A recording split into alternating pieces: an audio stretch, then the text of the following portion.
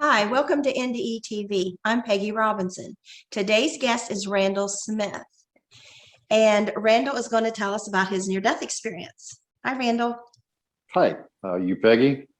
Good. Good. Hey, I was 6 years old, and my dad asked me to go with him he needed to look at a car and work on a car. So we went to some friends at his house, and I was only six in 1968, February 28th, 1968. So we're over there at his house, and in this garage, it's a two-car garage, and I think it was my dad and three or four of others friends, and we were all in the garage. The car was running, and they're looking under the hood. So I'm in the back of the garage, playing around near the back of the car, and I don't think anything about it at all. So I'm back there playing, I feel myself getting a little dizzy because the car was running. They're under the hood, and the overhead door's closed, but the walk-in door was open. So they're in and out of the garage thinking I was outside somewhere. So they're in and out of the garage getting fresh air, but I'm in the garage playing around the back of the garage, back of the car, and I get dizzy. I feel myself getting real dizzy, and the next thing I know, I'm in a light. I go down this tunnel extremely fast. I didn't have a life review. I was only 6 years old. So these two spirit beings, I'm calling them spiritual beings because I have no other words for them, but they were glimmering, shining, shimmering. I like to call them the shimmering beings. So they came to me as I exited the light, and I'm in this, it's hard to describe. It's a great big hall, and there's pillars and this crystal palace. It's like a crystal palace. But anyways, they greet me, and I just feel love. Like it's just unbelievable the amount of love that I felt when they came to greet me. So they take my hand, and we walk down these corridor pathway types of deal, and I see all these buildings, and they're telling me information. I can't really recall much of that. I was only six. So we're going along, and they show me all these buildings, different centers, and you're going to do this, and you're going to do that if you so choose to do these things. So we end up in this, it looked like a cave, but it wasn't a cave. It was a bigger room, but it was dark. And in the middle of this room, it looked like a stop sign laying down. It was an octagon shaped well. And when I looked into the well, there was these little, it looked like confetti, birthday confetti. The red, the blues, the greens, yellows, and oranges. And it's just shimmering and glowing and shimmering and glowing. And the one guide said, you can touch that. So when I heard that in my head, I reached in, and I'm playing with this confetti. And it's really just amazing. And there's a slight tingle to it. It's not like electrical tingle, but it's a slight tingle. So I'm touching it, and I'm feeling energized. And it's like, oh, this is just amazing. And I'm feeling it, and they're looking at me. And I can feel coming from them. I didn't see any faces, but I could feel coming from them that it was an approval thing that I was doing. So I'm doing this, and I look up as I'm doing this, and they're still standing on either side of me. And in the process of that, I get tunnels appear right in front of me, left and right behind me. And as they appeared, I get in my head, you can go any direction you want to go. So I'm playing with the confetti, and I'm looking around, I look behind me, I look back to the left. And when I look back to the left, I was revived on a couch in these people's house. The one lady that apparently lived there was a nurse, and for some reason she had oxygen there. And I still to this day don't know. I don't even know who these people are. But I remember her taking the oxygen off my face, and they're going, he's back. And my chest was sore from them doing chest compressions and things like that. But I remember them going, he's back. So fast forward a little bit, I go to the doctor's office. My mom didn't take me to the hospital. We were poor people. So they didn't take me to the hospital. They took me to the doctor's office. So the doctor did all these tests, and I remember sitting in the chair, and I'm doing this. I'm not even there. Really not even there. So they work on me, I don't know, about an hour, and then they send us home. And then shortly afterwards, I started seeing things. I saw people walking in and out doors and through walls, and I was getting information. I heard things. I started getting precognitive dreams. I started seeing just scenarios of events that would happen in time and this and that, But being 6 years old, I grew up in a Southern Baptist family, and my mom's dad was a preacher. So when I would tell stories, of course, I'm lying and I'm going to hell because I'm telling these stories, but I see things, I hear things, I know things. I can look at you and images come into my head about who you are, what you are, where you came from, what you've ate for breakfast, what you're going to eat for supper, and yada, yada, yada. But I would get family members come in that I know have passed, and they would give me messages to send to other people. And I started doing this. And before long, it's like, stay away from this guy. He's crazy. But being a kid, you get accused of lying a lot. So I got to the point where I held everything in up until probably 10, 11, 12 in that area right there. And then I would start saying things because at some point or another, that you're wired different than everybody else. And I see things, I hear things, I sense things, I know things. And I got to say stuff. I discovered for myself, if I didn't share the messages I was getting, I would get sick. Either a stomach virus or just a flu in general, but I would get sick. And then if I started saying things about what I was experiencing, then those sicknesses would go away. So I learned at a very early age, watch what you say, watch what you do, but you still have to relay the messages that you get. So in regard to that, life has been really tough, especially in school, because kids are not nice at all. But when you see things and hear things and you hit dead on with somebody, you scare them to the point where they don't come around you anymore. So I was a loner growing up. I didn't have a lot of friends. I got a few very cherished friends, but for the most part, didn't have a lot of friends. But today that's quite different. So fast forward a little bit. In my late teens, early 20s, I claimed what had happened to me. I knew that I had died, and I was gone for roughly 20 minutes, 20 minutes, according to the people that were there. So in regards to that, I dove into it a lot deeper. I joined IONS, International Association for Near-Death Studies, which you're familiar with these guys. So I've been a member of those guys forever and a day. I'm not an active member now. We'll leave that alone. But moving forward a little bit farther, I decided to go ahead and develop the skills that I had. It wasn't a hit and miss thing that was going on with me, but I decided to go ahead and develop these skills and these gifts that I had. I knew I was already weird. I didn't really care what people said at that point. So I started studying shamanism. I've been studying shamanism since 1984, 1985, somewhere in that area. So I'm a shamanic practitioner, which being a near-death experiencer and a shamanic practitioner, they go hand in hand because we do journey work and help people in this and that. And then I took Reiki. I became a Reiki Master, Master Healer Teacher. I do that. I started studying palms. I started studying palms probably in my late teens.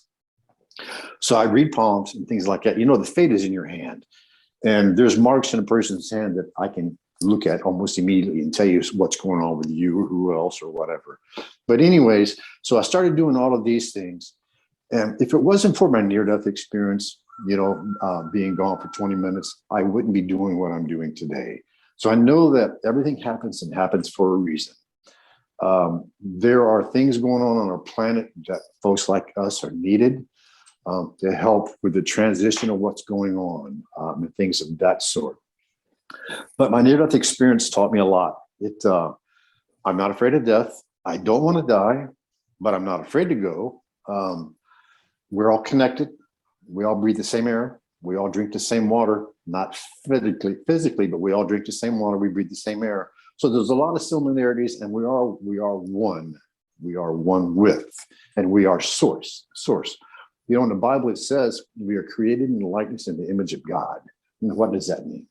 A lot of people can't accept the fact that we are like God. I can't say that we are God, but we are like that because we have the ability to create. We have the ability to destroy. When we can manifest things and make things happen like that. You had a question, Peggy? Oh, I was just curious why some people say God one and some say source, but you say both. Yeah, it is. I mean, it's.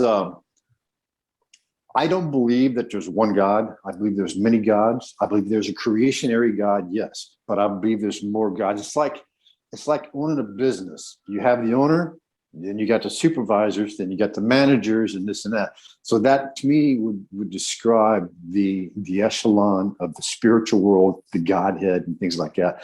I know that we were created in the image and likeness of God, and we came here to do work for the Creator, for the source. So in regards to that, that's why I developed the skills that I was given in my near-death experience. You know, I meditate regularly, daily, all the time. I pray all the time. Prayer is you talking to God. Meditation is God talking to you. So I do these things on a daily basis all the time, and it helps me stay grounded, helps me stay focused and be able to mature as a spiritual being. And there are lots and lots and lots of people who need the advice that we were given while we were in spirit to come back and give to you. And there's a tremendous amount of that. What place do you think you were in? What do you call it? Heaven, the source, back to where we became, spirit world. There's a lot of different names you can give it. I heard you Source, mention back the to source. Bible. Do you feel this all fits with your upbringing, your Christian upbringing, or? That's a good question. No and yes. And the reason why I say that is because the Bible was rewritten in 3rd century AD by King Constantine in the Nicene Council. And they removed 45 different books from the Bible. And those 45 different books that are removed from the Bible are the ones that tell us that we have these abilities. We can transform things. We can manifest things. We can dimensionally travel and things like that. The powers that be don't want you to know that you have those abilities and you can transcend everything that ever happens to you and everybody. So we have those abilities and they are innate with us. That's the reason why they put stuff in your toothpaste to calcify your pineal gland, your pituitary gland, so you can't connect back to source. So they're doing things to repress you and who you are and what you are. And I'm trying to open the eyes to let people know things like this, you know, stop with the toothpaste, stop with the caffeine, stop with all this stuff. What are you talking? What substance is it? It's fluoride. Fluoride. It messes with your pituitary gland? Oh man, it calcifies. It hardens your pituitary gland, your thymus gland, all your glands, your throat, your neck, and your head, especially your psychic eye. It calcifies and gets to the point where you can't use it. So you're blind and just going, instead of being intuitively drawn and guided, you're guided by the mainstream media and things like that because you don't have the abilities to access the higher power that you are. So we need to switch to baking soda, huh? Oh man, absolutely. Well, my mom used baking soda all the time when she brushed her teeth, and I started using it shortly after she passed, which is 1993. So I don't use any fluoride in anything. I try to watch what I eat, what I drink, and this and that. You know, I'm drinking what's left of my tea, but for the most part, I try not to drink any caffeine or anything like that. Keep the body pure. You know, I'm light on the meats. I eat a lot of greens and things like that. That way, it keeps my body pure and flowing like it's supposed to be. You look healthy. Thank you. So do you. Thank you. I can't have caffeine either. Yeah, no, it just messes with me bad. You know, I can't wear a watch. I've never been able to wear a watch since my near-death experience. Nope, they die. I mean, I had a girlfriend one time buy me a very, very expensive watch, and in 2 minutes, 3 minutes, I had it on, and it's going, it's crazy. It didn't work, so I gave it back, and she got her money back. But anyways, yeah, can't wear a watch. Electronic devices, as you noticed, they don't like me. You know, there's no lights on in here. I got 2 little spots on, but they go off and on all the time. I'm being around electricity because my vibrations are very high. That's why I have such an electrical issue. Cars misfired. And just my computer, I've been through 5, 6 computers. Phones. This is my 3rd phone in 8 months. Yeah, I go through them like crazy. My husband and I always get ours at the same time, our anniversary.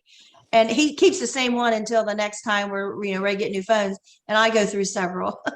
Oh yeah, it's easy to go through these phones, especially when your energy is as high as they are. And then, with the, I don't know if you know what the Schumann Resonance is. The Schumann Resonance is how our planet vibrates.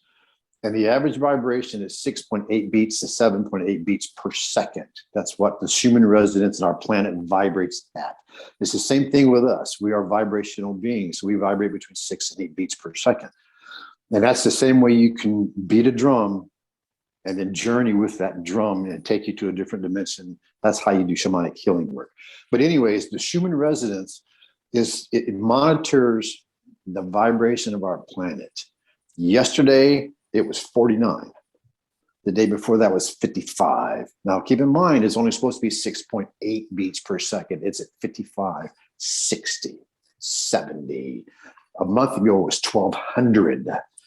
So people are feeling edgy, temperamental, emotional. It just affects everything. So in regards to that, I'm on a Zoom call all the time with people, trying to get them to calm down and tell them what's going on and this and that. Meditate, carry some stones with you, different types of crystals will help you to stay grounded and bring your focus back to who you are and what you are. I know Russia's got a lot of people just on edge. Oh, they are too. It's just unbelievable. Unbelievable. I got this stone. It's called Shungite. Okay. Shungite is from Russia, ironically. And this is what dispels and rejects all electromagnetic fields and things like that, including what's coming off of your phone. It stops those radiations from coming into your body and things like that. And it also helps me to stay grounded. So, yeah. But my near-death experience has taught me a tremendous amount, and I'm learning every day about, who I am and what I am and my mission and my goal. I've always been, sorry to keep rambling in different areas here, but there's so much that goes on. I can remember when I was, my early teens, and I would get people asking me for advice all the time. I mean, all adults, grown-ups asking me for advice. And it's like, why are you asking me for advice? Should I be asking you for advice? But what I would tell them came to pass. It came to be true. So I reflect on that all the time. I guess that's why I do a lot of counseling. I'm not a counselor, but because of my experience and background, I am able to give advice and things like that. I don't know if it works, but I get calls all the time. But because of that near-death experience, I see a bigger picture of who I am. We're all spiritual beings. We're all interconnected one way or the other. It's like I said, we all breathe the same air. We all drink the same water at some point or another. Isn't it amazing when we think back how we were, like you at 6 years old, me after my drowning at 5?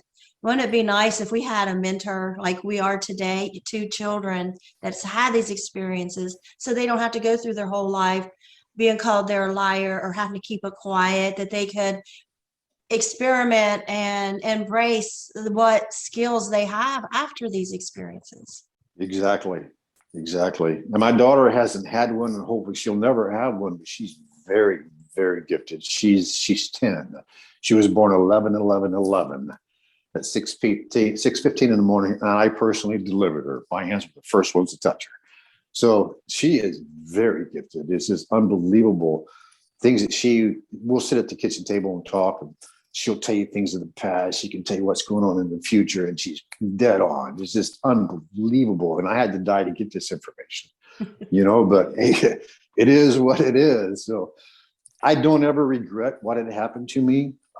Sometimes I wish it didn't, because of, we're alone. We're loners. I don't have a lot of friends, but I have a lot of friends, but not like it was when I was growing up. In your informative years, when you need, advice and people around you, just wasn't there. And the people that I had around me were very religious.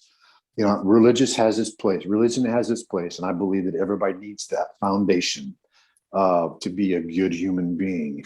And then look outside the box, expand your knowledge on, the different religious texts and things of that sort. Don't be just so close-minded on our Bible, but there's a lot of religious texts that are out there. Excuse me. So in regards to that too, you have to look around at our planet and everything that's on our planet, including, the Sphinx in Egypt, the pyramids and things like that. We didn't build those. There's no possible way that we built those. We don't have the capability today to even build those. So, to think that, the Egyptians built these, nah, I don't believe that at all. There's intelligence here before we got here. And the irony, how I see it now today, Peggy, is we are from the past. And we came into this time now for what's going on to help people to transition into the new world that's getting ready to happen too. We're getting ready to switch financial systems. Our planet's going through major changes. It literally right now it is good versus evil. And evil's losing. That's why you see the corruption and the crap that's going on today, because evil is losing and they can't take it. They're sore losers. We, on the other hand, have been losing for a long, long, long time, but we're still claiming who we are and what we are. So in regards to that, we have to fight the evil. We have to bring out the best of who we are. I'll bring out every gift that I can give to everybody all the time. I didn't die for no reason. And the reasons I'm able to do what I do is because of my near-death experience. I didn't have a life review. I was only 6. There wasn't much of a life review to have, as you probably didn't have a life review either when you were 5. Not at 5, no. At 25, yeah. I did I told God my life. You know what I mean? It wasn't like him showing me. I was showing him. But at 5, yes. No. Yeah. No, you don't usually have one at 5, 6. I didn't either. I didn't go to heaven either. Mine was all out of body stuff. Yours is all out of body. Yeah. Mine, I was in the spirit world. I went to the light. I went into the heaven is what we call it. I don't really know what you would actually call it or what the real name is, but to me, it's heaven. Yeah, I did at 25. I was in heaven. Yeah. So when I went down the crystal streets and saw the crystal buildings and these shimmering beings coming up to me, I thought, oh man, this is beautiful. What do I do with this? And I didn't want to come back home, but I knew, because when I first got there, I heard limited time. This is limited time. So I knew I wasn't going to be there long. So that's why they just threw information at me. And as I grew as a man, the information slowly but surely came out. I had to mature as a being before the information would come to me to be able to mature with that information and use it as I was guided, because I still have flashbacks of what they talked to me about. I can't tell you exactly verbatim what they said, other than your path is up to you. You can choose whichever direction you want to go. And I was in the octagon room, that's what I like to call it. So, speaking of which, I can't forget this story. My mom, when I was very young, she always said to me, Randall, kiss my head. My head is hurting me. It's killing me. So I'd go over and kiss her head and she'd go, oh, that is so much better. I don't know if I did something or if it was her trying to pacify me. I don't know, but she did it all the time. And she never seemed to have any ill effects or after effects after I kissed her forehead. And she went on, in her business like there was nothing wrong with her anyways. So maybe I did something, maybe I don't, but that's always stuck with me because my mom knew that I had something going on. My mom was very gifted too. She would get mad, the TV would go. So yeah, we had it going on in our family. But for me, it was amplified 10, 20 times. Like I said, lights go out. I can walk down the street at night and street lights will go off. I go by them, they come back on. I don't know if it's because my light is so bright or whatever the case may be, but yeah. I can feel your energy. Yeah, it's crazy. Yeah. And one of the things that I can't say pride myself in this, but for lack of better words, I'm going to have to say it anyways. I help people cross over. People who have died have been here for a long time. This is part of my shamanic studies, and I was told this at a very early age. You're going to help people move on. At 6, I didn't know what they meant by that. I had no idea what they meant by that. So I studied advanced depossession, curse unraveling, and things like that with the Foundation for Shamanic Studies out of California. And when people call and they say that they have hauntings at their house, I'll go there and I'll communicate with the beings that are there and see what the problem is and get them to cross over. I cannot tell you how many have helped cross over, just thousands and thousands and thousands and thousands, because once you open the door and the light appears, then they start moving on rather quickly. But I do that a lot, and I can do it long distance. I do it over the phone.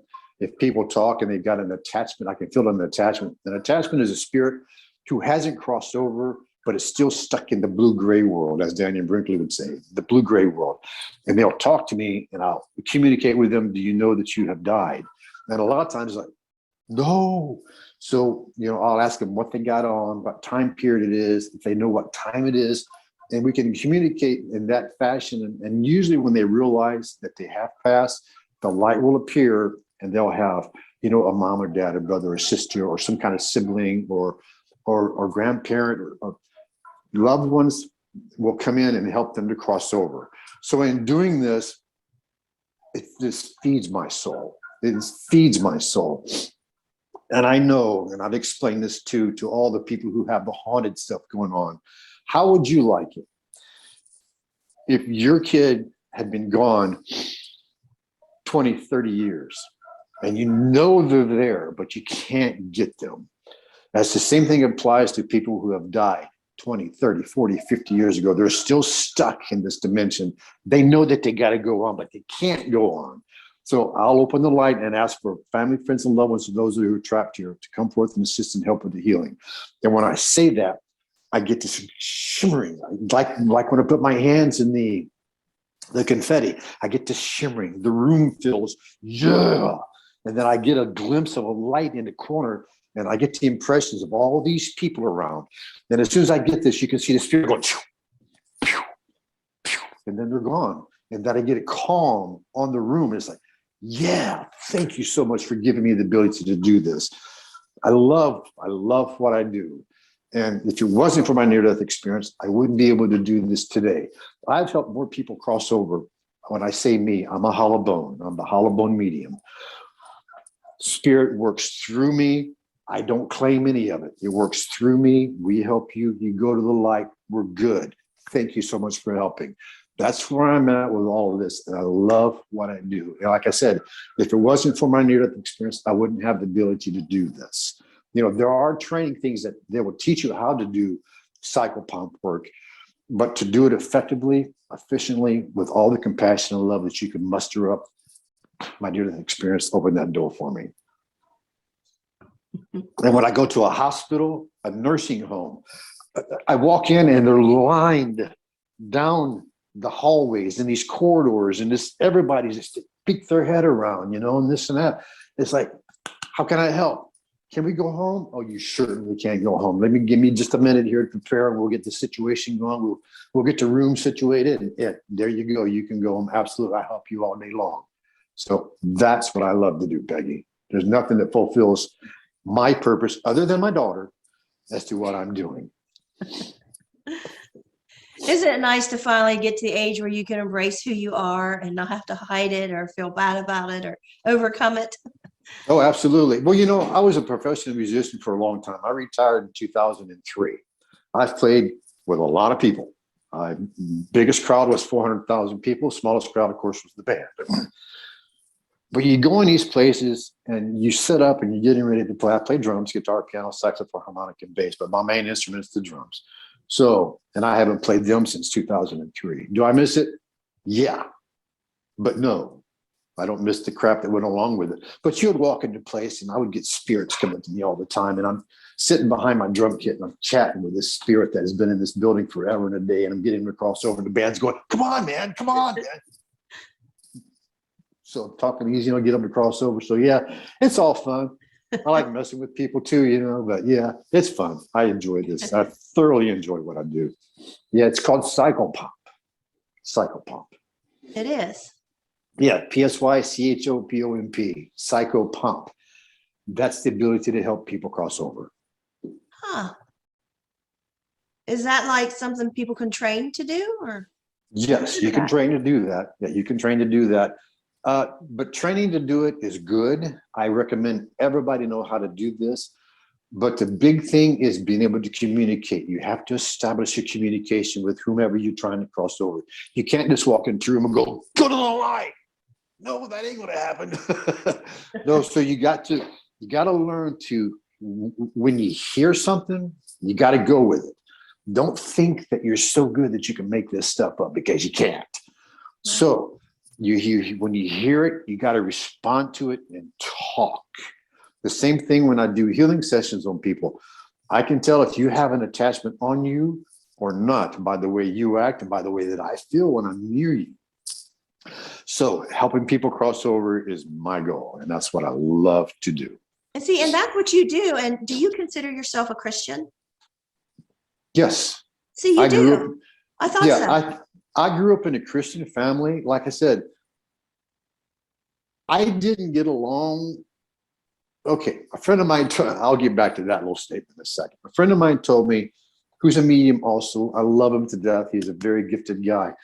He said, a Christian is a Christian by their own interpretation of what Christianity means to them. Does that make sense to you? No.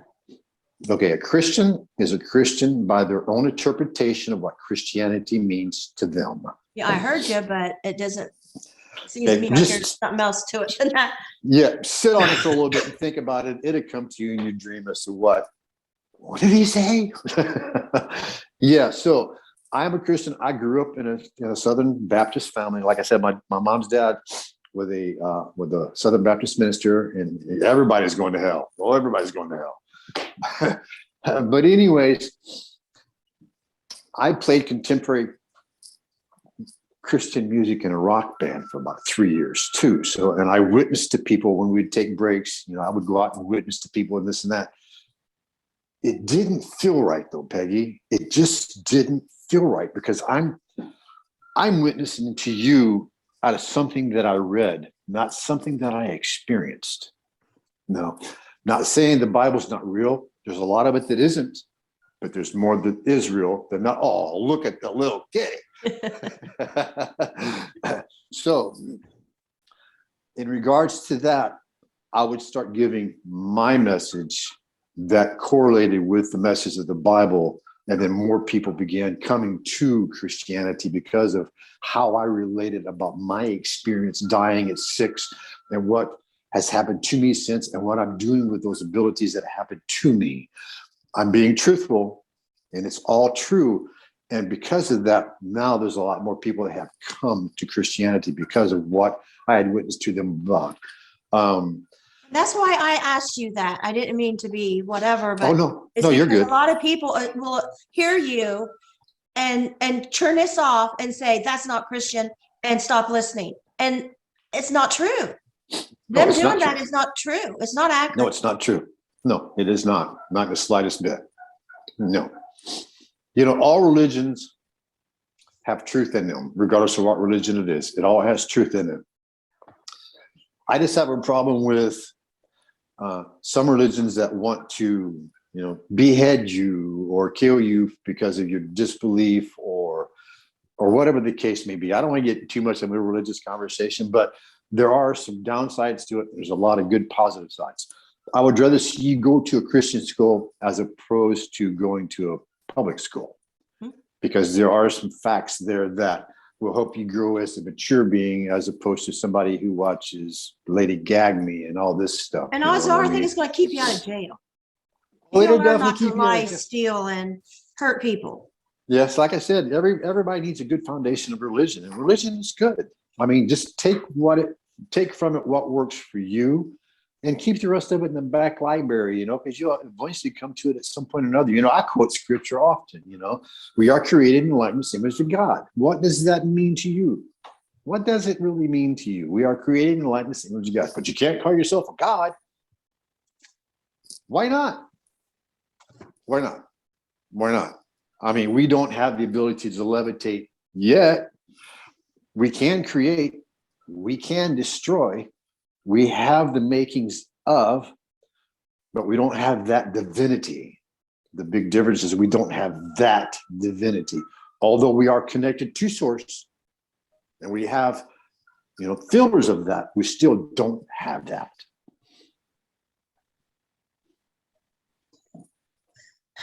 Yeah. I mean, I think back when, after my 5-year-old drowning, I've talked about this many times, but when I went to Sunday school and I was coloring the picture, and suddenly I was in heaven in front of Jesus, the exact picture I was coloring, it manifested.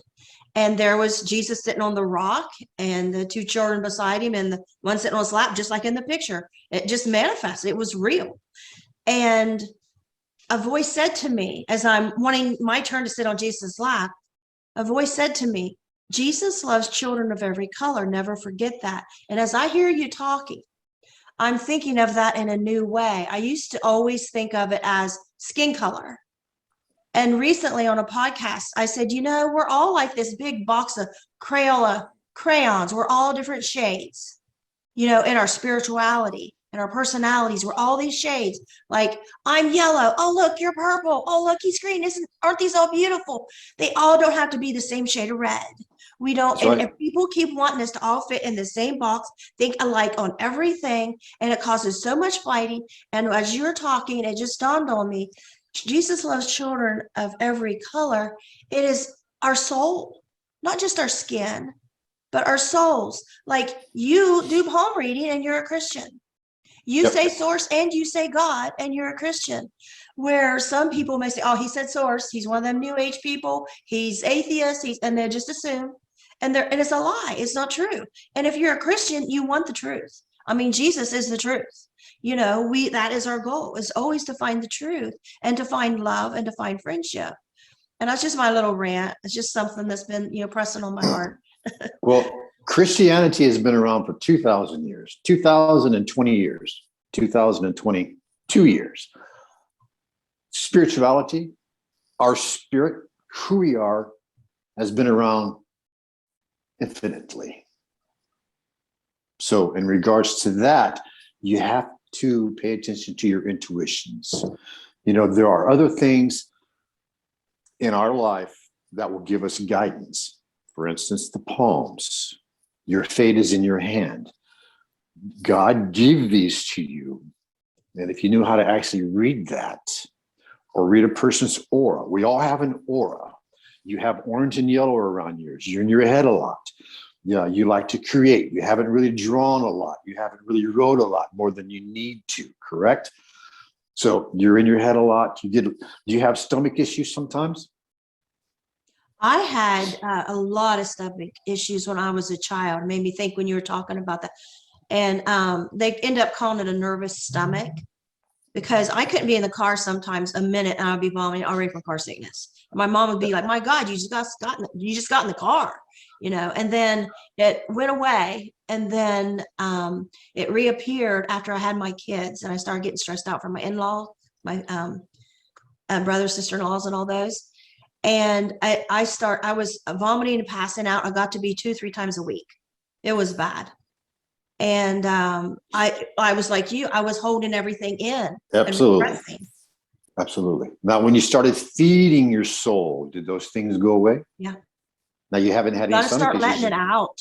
Absolutely. You haven't had any stomach issues now in a long time, too, because of that, correct? Okay. Maybe a stomach flu here or there, but for the most part, not the issues. But it's not from stress. Yeah, that's because now you're feeding your soul. Which when I help people cross over, and again, I'm just a hollow bone. I'm just a hollow bone. Source is what does it. I just let it come through me, and we lift up, and I close off this door that protects it around me, and ready to go on with my day. But yeah, once you feed and you notice that, hey, when I do this, I feel better. Maybe I should do more of this. Right. And because you do more of that, now other things open up to you. More doors open, because you're doing what you signed up for. And we came here now at this particular time, 2022, to help with the transition of what's going on with our planet. You probably get call after call after call after call. What should I do? What should I do? How can I help? Yada, yada, yada. I get the same thing. That's because we're light beings. I'm a Christian light being. I'm a metaphysical light being. I'm a source light being. I am a light being 4. whatever you want to call it. Don't call me the devil or anything like that. I was married to her one time. No, I'm just kidding. But, but anyways, we are of source. So we are source, God source. You can't have God without source. You can't have source without God. They're the same. They're the same being. But see, with me, it's been brought to my thinking, the way I've experienced people saying that. Everybody I've heard say call it source are agnostic, atheist, or wanting to appear to be on the fence so they get the big audience and not just half of them. Right, exactly. But to thine own self be true. When you're true to yourself, you know that source is I mean, God. if that's what you do, that's what you do. I have nothing against it. I just had to ask because I know people are going to assume. Right. Again, we are source. We are created in the likeness and image of God. And you need to ask yourself, what does that mean to me? And really seriously look at it. What does that mean to me? We are created in the likeness and image of God. The least among you can do this and greater things than I. What does that mean? Because I know there are people, you have a history with ions. And I just want to say, I know there is a history of some people in ions stopping people from saying God and Jesus and correcting them, say, no, you only say the source. It's neutral. This is all we use here. And I'm telling anybody listening, never let anybody do that to you. You call it what you want. Exactly. I was there. I know what they wanted me to call it, and I call it what I was told to call it. And that's what it is. God source. Same thing. Yeah. I had Dr. Bruce Grayson from IONS, the university. Do you know Dr. Bruce Grayson? Heard of him, never met him. Okay. He studied me. He and I got together in 1999. And he'll send me questionnaires. He's been studying me since 1999, including today. I got a call from him the other week, so I need to get back with him, see what he's got in mind. But yeah, he children of near-death experiences, and he's wrote about me in 2 of his books. But some of the things that we've had to go through being a kid and having a near-death experience, I mean, that in itself is kind of haunting because of the amount of abuse, verbal abuse, that you go through from kids that don't know any different, don't know any better. And you take that stuff and you sit on it. And because you're sitting on it, now you become part of that. And you're going, am I really a liar? I can't be, because I saw this, I experienced this. I'm telling the truth. Why don't you believe me? And those memories don't fade. Pardon me? Those memories don't fade. Oh, no, they don't fade. I mean, my near-death experience is like you. It just seems like last night. I mean, I can remember laying on that couch and they pulled an oxygen mask off of me, and then my chest is sore because they did compressions on me.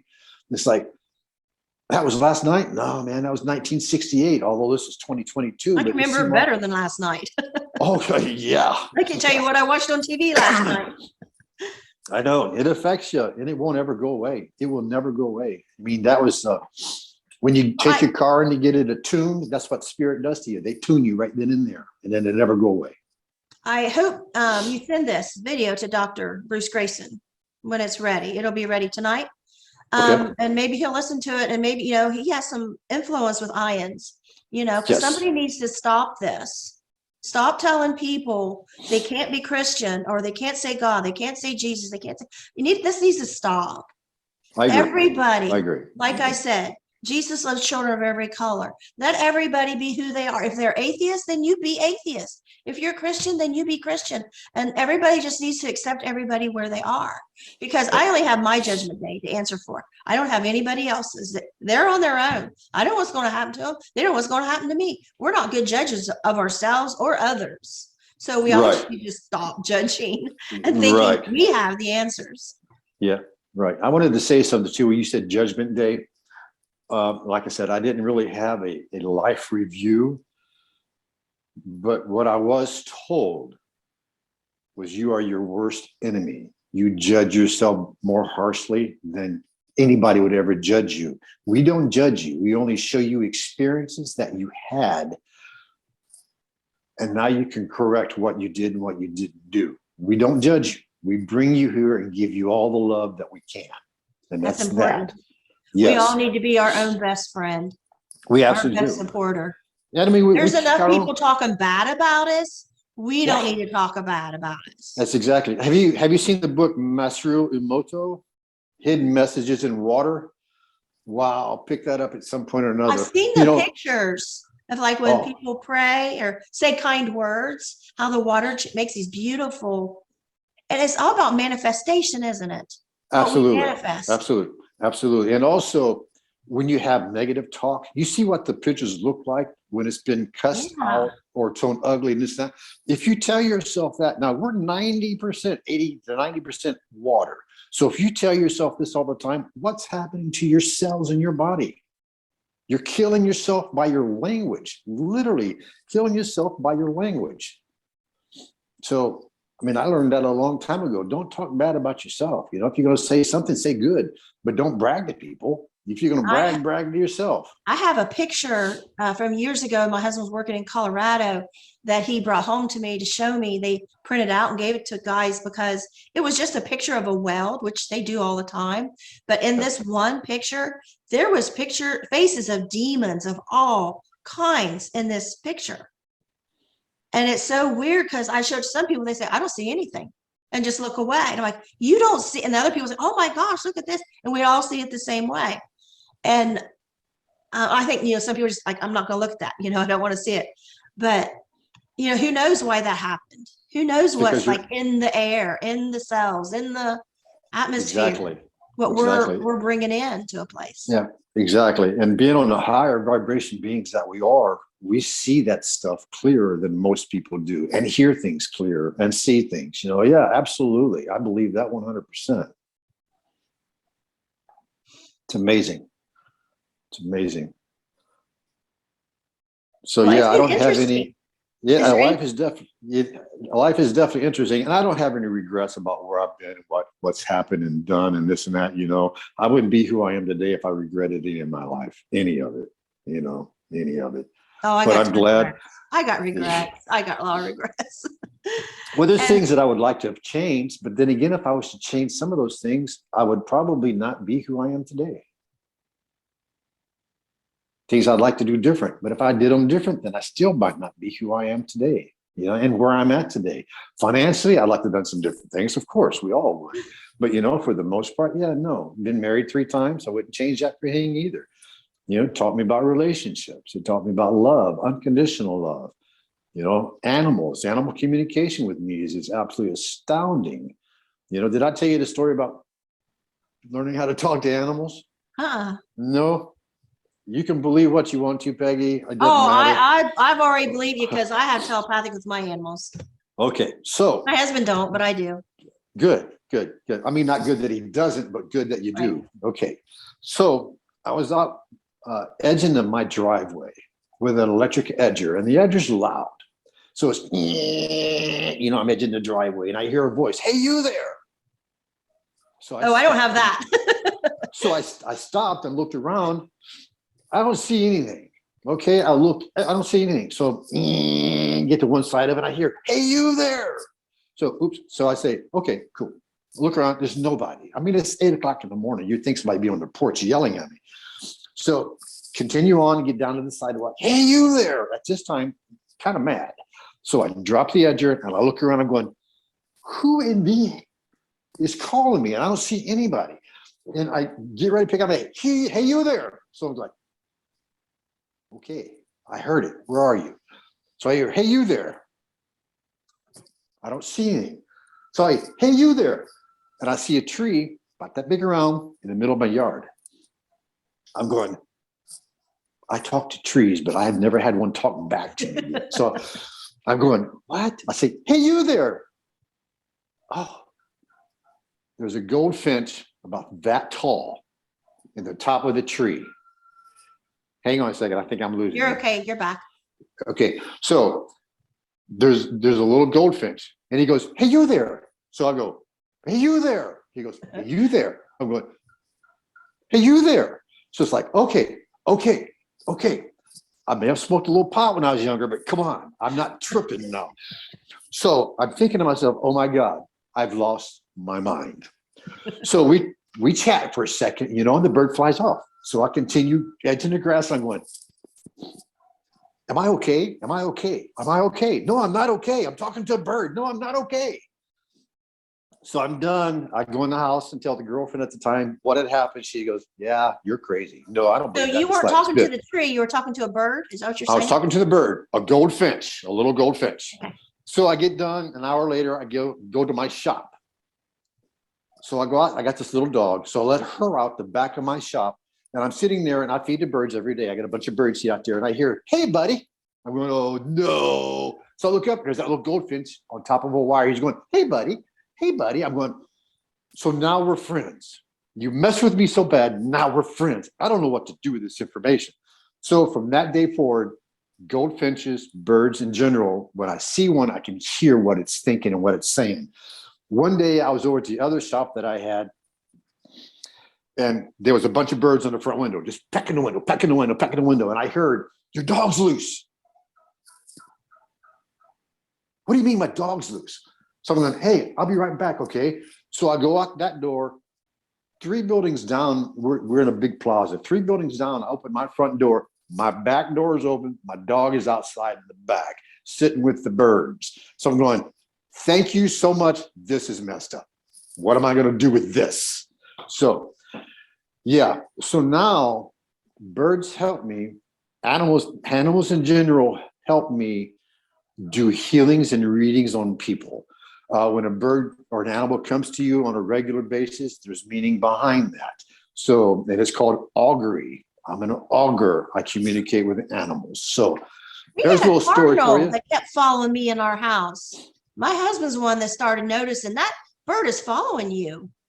It would, if I'd be in the living room, it would be pecking at that glass door. If I go to the bedroom, it'd be pecking on that glass door. If I'd be down here, it'd be pecking on the window. If I go out to my car, it'd start pecking on the car. I'm like, he's the one that figured it out. I was like, that daggone pecking bird. He said, watch, it follows you. Like, oh my gosh, it hasn't for, I don't have seen it in a long time, but it went on for That's 2 crazy. years off and on. That's crazy. That's crazy. But yeah, that's again, if it wasn't for the near-death experience, sorry, my phone's You're going back. dead. It's fine. Okay. Just flash. Yeah. So if it wasn't for the near-death experience, I wouldn't have all of these crazy things happen to me all the time. So I'm thankful for it. I don't regret it. A lot of times I wish it didn't happen, but I'm thankful it did because of the amount of people that I've been able to help. Crossover alone is just, I mean, my heart is just huge because of that. It feeds my soul. Feeds my soul. Yeah. My pets, they just sit and fix their eyes on me when they want something. Like if they're hurt or if they're hungry or whatever and whatnot. I mean, they'll just sit and fix their eyes on me. And they don't do it to my husband. They just do it to me, and I'll sit and look at them. I don't hear voices or anything. It's just I look at them for a minute and then just get a knowing, like, oh, okay, you just, this is what you, but it's because, you know, probably we know. But when our oldest dog, he's 7, when he was a puppy, he was not a year old yet. And he all of a sudden just kept staring at me like that. It was the first time I noticed it, other than when a friend's dog used to sit and stare at me. I said, there's something wrong with that dog. And my husband's like, no, he's fine. I'm like, no, we're taking this dog to the vet. And they had to put him to sleep to pry his mouth open. And here his teeth were broke. We don't know what happened. Oh, They had to wire his mouth shut, had to remove a tooth. And it was a big ordeal. Crazy. We couldn't figure out what was wrong because he wouldn't open his mouth. He would just sit and look at me. And then he went and hid in the closet. And I said, he went in there to die. Something's going on. So that's crazy. Oh, man. Oh, man. Did you get him fixed? Yeah, he's fixed. Good. Good. But I appreciate you coming. Is there anything else you'd like to add? No, I think I'm good. I think I'm good. Okay, well, it's nice seeing you again. You too, Peggy. Thanks.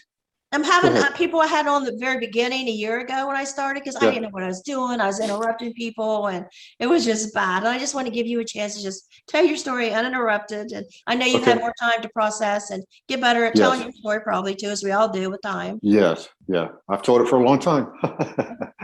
Yeah. All right. Okay, cool. Very good. Thank you very much, Peggy. It's nice seeing you again. You too. Bye-bye. Okay.